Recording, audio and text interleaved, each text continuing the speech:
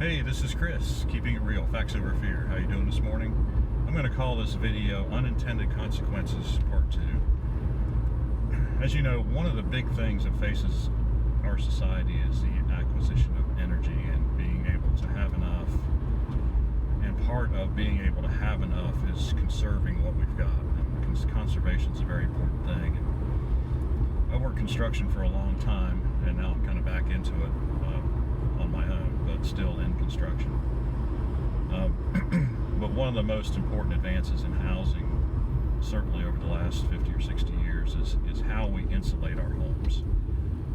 It seems like every year there's some new kind of regulation where we have to add more insulation into our attics, or we have to get better the standards for windows and doors go up, the standard for just anything related to energy efficiency goes up.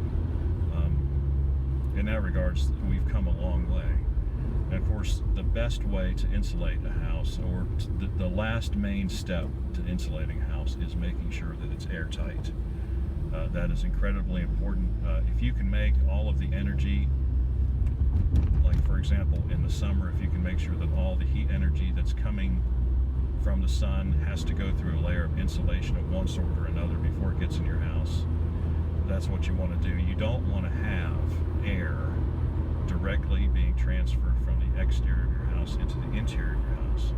And here's where I get to the title of the video, Unintended Consequences Part 2, because in making our homes so airtight and not allowing any kind of circulation between the interior, as much as possible, the interior and the exterior of the home, what we've done is we've created an environment where a virus like the coronavirus can live and circulate much more efficiently than it can when you're, say, outside, or if you're in a building that has an HVAC system that injects makeup air into the interior environment.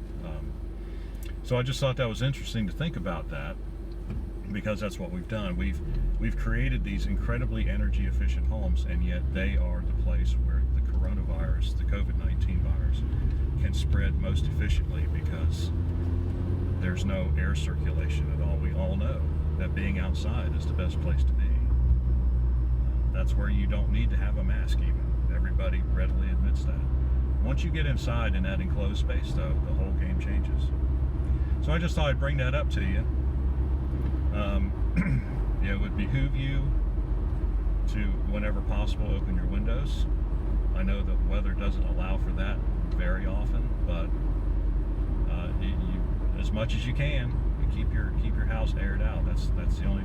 But I understand, we're just coming out of winter, and if it's 30 degrees outside, you're not going to have your windows open. And of course, you don't want to spend a couple $100 extra on your power bill either. So I don't have any answers for that because I don't think that there are any residential HVAC systems that allow for makeup air. Now I could be wrong, and if I am wrong, please leave that comment in the section below.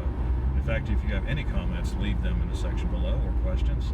Like and subscribe. We appreciate when you do, and we'll see you on the next video.